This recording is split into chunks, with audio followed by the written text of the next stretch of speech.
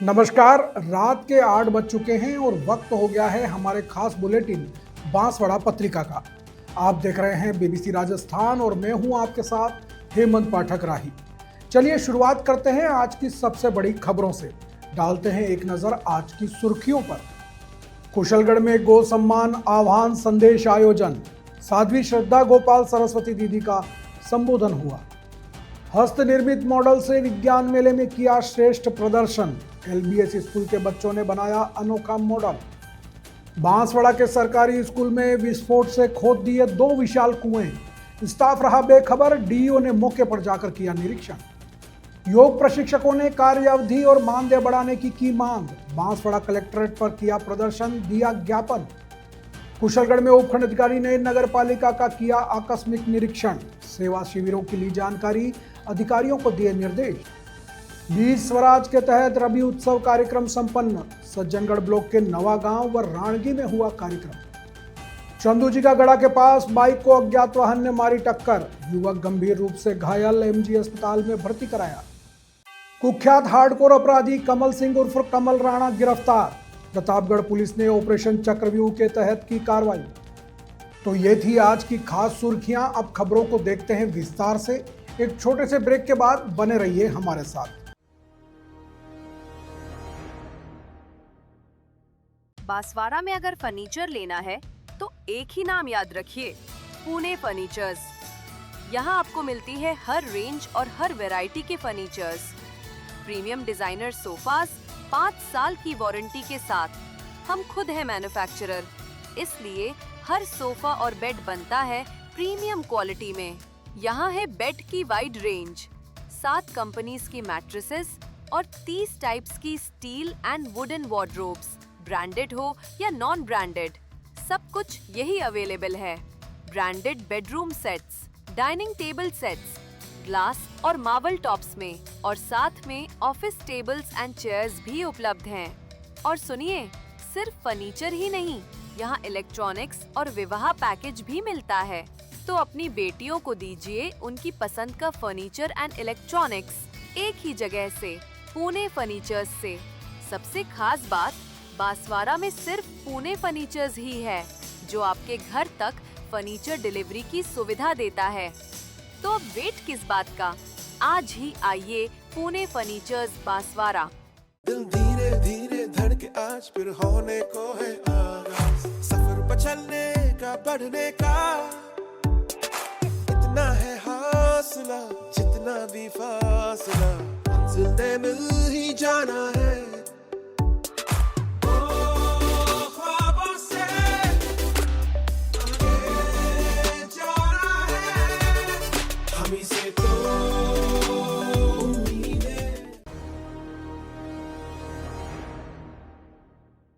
कुशलगढ़ में साध्वी श्रद्धा गोपाल सरस्वती दीदी ने नीलकंठ महादेव मंदिर पर गो भक्तों को गो सम्मान आह्वान संदेश दिया। इस अवसर पर उन्होंने गो माता की सेवा, सुरक्षा और सम्मान के लिए लोगों को जागरूक और प्रेरित किया। साध्वी दीदी ने कहा कि गो सेवा ही परम धर्म है और गाय की सेवा को सबसे बड़ा धर्म और संस्कृति का हिस्सा माना जाता है। उन्होंने गो हत्या समाप्त करने, गायों की देखभाल करने और उन्हें सम्मान देने का संकल्प लेने का आग्रह किया। उन्होंने गो सेवा परमो धर्म का नारा भी लगवाया। इस अवसर पर पंडित हेमेंद्र पंड्या, दिव्या पंड्या, सनातन सेवा संस्था के हरेंद्र पाठक, नगर पालिका उपाध्यक्ष नितेश बैरागी, विपिन भट्ट, अरुण जोशी सहित कई गणमान्य लोग और गो रक्षा सेवा समिति के सदस्य मौजूद रहे। गो सेवा पर साध्वी ने कहा कि हिंदू धर्म में गाय को पवित्र माना जाता है और इसकी सेवा को ईश्वर की सेवा के समान माना जाता है। गाय की सेवा से सकारात्मक ऊर्जा मिलती है और मानसिक शांति मिलती है।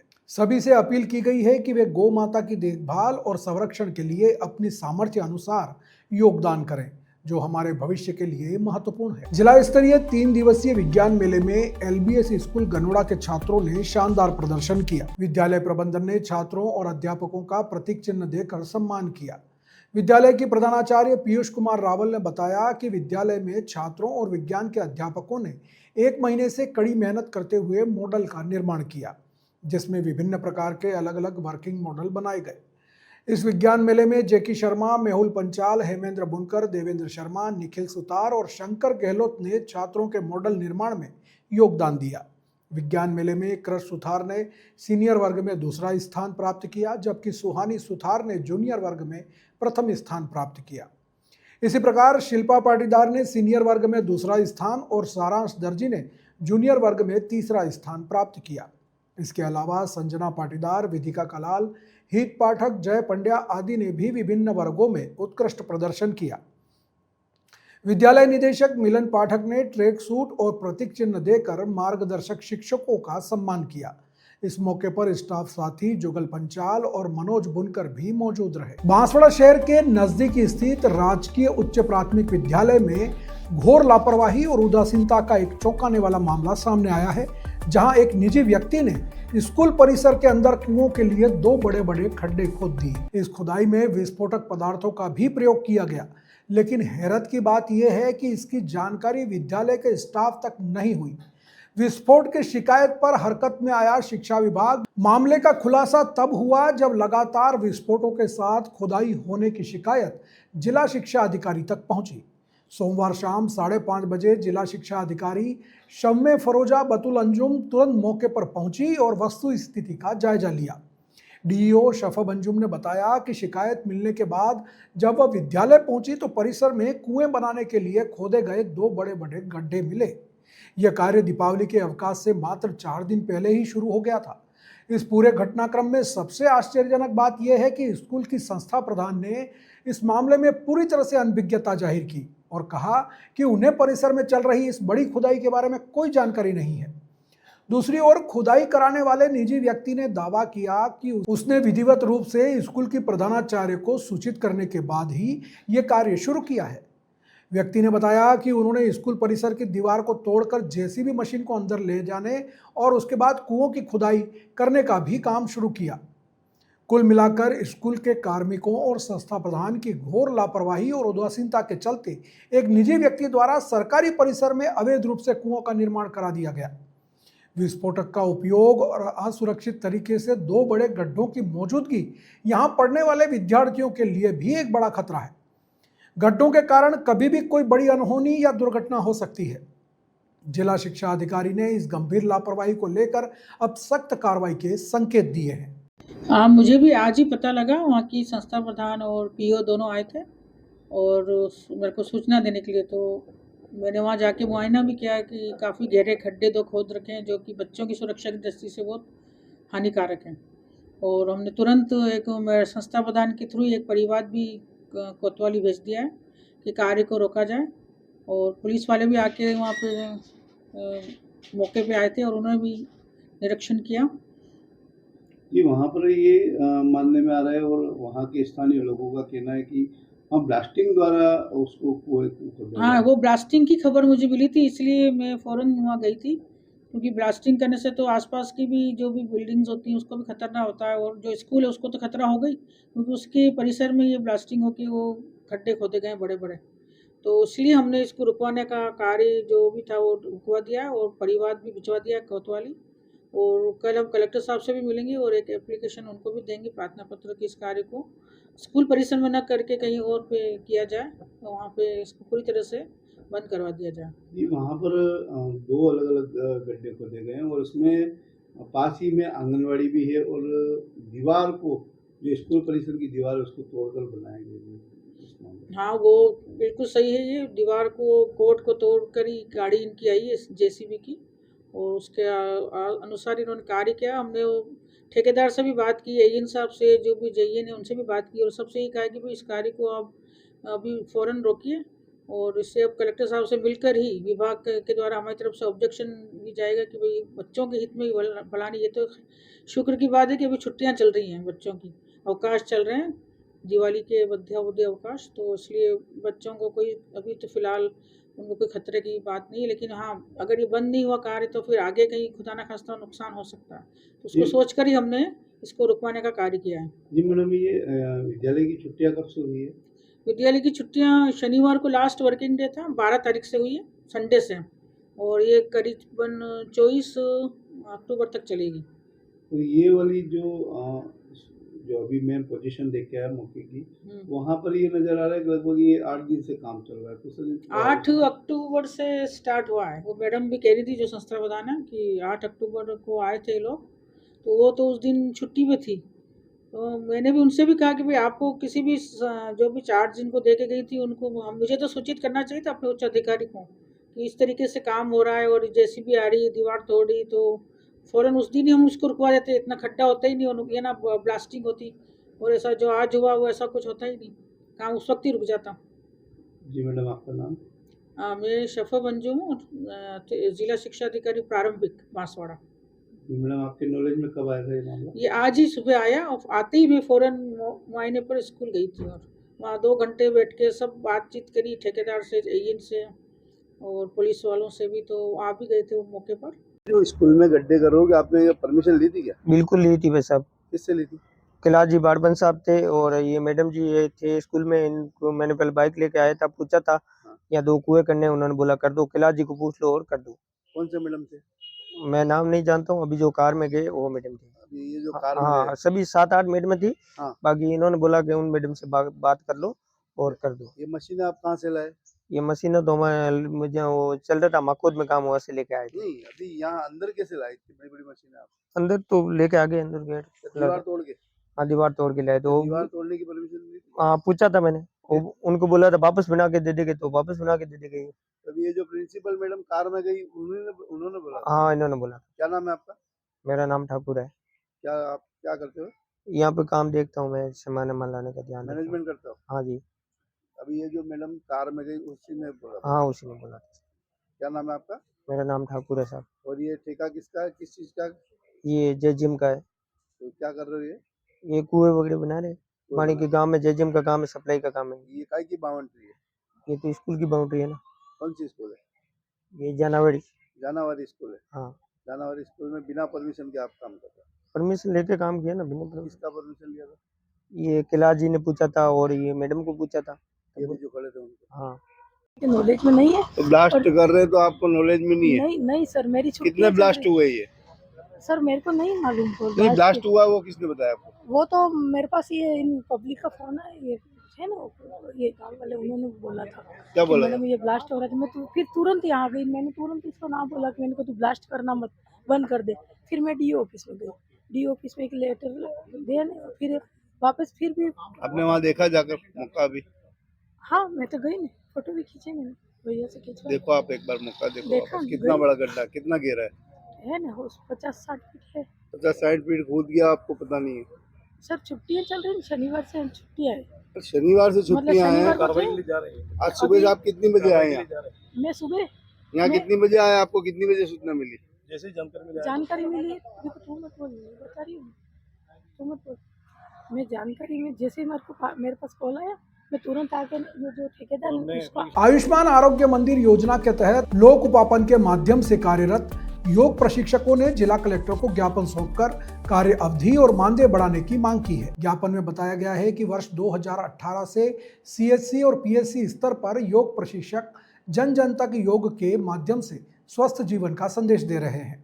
वर्तमान में प्रशिक्षकों को प्रतिमाह केवल 10 घंटे कार्य और 2500 रुपये मानदेय दिया जा रहा है, जो अपर्याप्त है। योग प्रशिक्षकों ने कहा कि सीमित समय और कम मानदेय के कारण योजना का उद्देश्य पूरी तरह से सफल नहीं हो पा रहा है। योग प्रशिक्षकों ने नियमित योगाभ्यास के लिए कार्य अवधि और मानदेय बढ़ाने की अपील की है, ताकि योग से निरोग भारत के लक्ष्य को साकार किया जा सके। इससे पहले भी कई जगहों पर योग प्रशिक्षकों ने अपनी मांगों को लेकर आवाज उठाई है, जिसमें उत्तराखंड और झारखंड जैसे राज्यों में योग प्रशिक्षकों ने मानदेय बढ़ाने की मांग की है। योग प्रशिक्षकों की मांगों का समर्थन करते हुए कई संगठनों ने भी आवाज उठाई है। उनका कहना है कि योग प्रशिक्षकों को उचित मानदेय और कार्य अवधि मिलनी चाहिए, ताकि वे अपना काम ठीक से कर सकें। अब देखना यह है कि जिला कलेक्टर योग प्रशिक्षकों की मांगों पर क्या निर्णय लेते हैं। क्या वे योग प्रशिक्षकों की मांगों को मानेंगे या नहीं, इसका पता आने वाले समय में चलेगा। फिलहाल योग प्रशिक्षक अपनी मांगों को लेकर आशान्वित हैं। आयुष्मान आरोग्य मंदिर स्वास्थ्य विभाग बांसवाड़ा जिला, हम सभी योग प्रशिक्षक आज हमारी मांग लेके आए कि हम वर्तमान में अभी 10 दिन हमारे कार्यवाह है। हम सरकार से मांग करते हैं कि हमारा पूरा महीना भर करें, क्योंकि 10 दिन है जिसकी वजह से हम लोगों में नियमितता नहीं पा रहे हैं। तो हम सरकार से मांग करना चाहते हैं कि जिस प्रकार आयुर्वेद विभाग में महीना भर है हमारा समय बढ़े, हम इसी मंशा को लेकर आज हम सभी इकट्ठे हुए हैं। कितने जने हम हैं? 50 लोग अलग अलग ब्लॉक के, बांसवाड़ा ब्लॉक के तमाम साथी आज हम माननीय जिला कलेक्टर महोदय को ज्ञापन देना, जिसमें हमें उन्हें आह्वान करने चाहते हैं कि हमारा महीना भर हो और हमें आयुर्वेदिक विभाग में समकक्ष विभाग की तरह हमारा रखिए और हमें महीना भर करें। आपका नाम? कौशिक मेहता। कुशलगढ़ उपखंड अधिकारी राकेश कुमार न्योल ने मंगलवार को कुशलगढ़ नगर पालिका का आकस्मिक निरीक्षण किया। इस दौरान उन्होंने नगर पालिका में राज्य सरकार की योजनाओं के तहत चल रहे शिविर का निरीक्षण भी किया और शिविर की जानकारी ली। उपखंड अधिकारी ने नगर पालिका में कर्मचारियों के कमरों में जाकर उनकी जानकारी ली और उनका भी निरीक्षण किया। इस दौरान कई कर्मचारी अपनी सीट पर नहीं मिले, जिस पर उपखंड अधिकारी ने नाराजगी व्यक्त की और कर्मचारियों को पाबंद किया। उपखंड अधिकारी ने नगर पालिका में कई फाइलों का भी निरीक्षण किया और अचानक और आवश्यक दिशा निर्देश दिए। इस अवसर पर तहसीलदार शंकरलाल डामोर, नगर पालिका के हरेंद्र भाटी, इंस्पेक्टर संजय पिटाया, विशाल गादिया, राजू पिटाया और नगर पालिका स्टाफ के साथ अन्य सदस्य मौजूद रहे। उपखंड अधिकारी ने कहा कि नगर पालिका में नागरिकों को बेहतर सुविधाएं मिलनी चाहिए। उन्होंने कहा कि कर्मचारियों को अपनी ड्यूटी के प्रति गंभीर रहना होगा और नागरिकों की समस्याओं का समाधान करना होगा। बांसवाड़ा पत्रिका में एक छोटा सा विराम, जल्द लौटते हैं कुछ और अहम खबरों के साथ। देखते रहिए बीबीसी राजस्थान।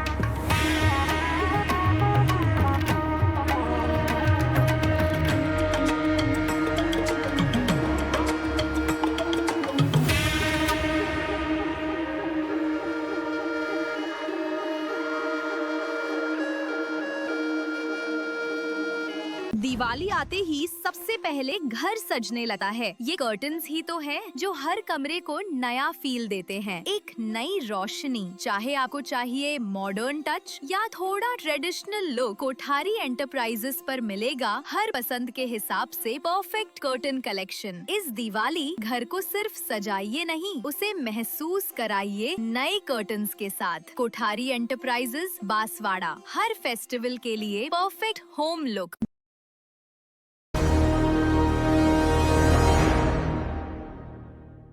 ब्रेक के बाद एक बार फिर आपका स्वागत है बांसवाड़ा पत्रिका में। बढ़ते हैं आगे की खबरों की ओर। कृषि एवं आदिवासी स्वराज संगठन तांबेसरा एवं वागधारा संस्था के संयुक्त तत्वावधान में सज्जनगढ़ ब्लॉक के ग्राम नवागांव व राणगी में रवि बीज उत्सव, बीजों की संस्कृति से समृद्धि कार्यक्रम का आयोजन किया गया।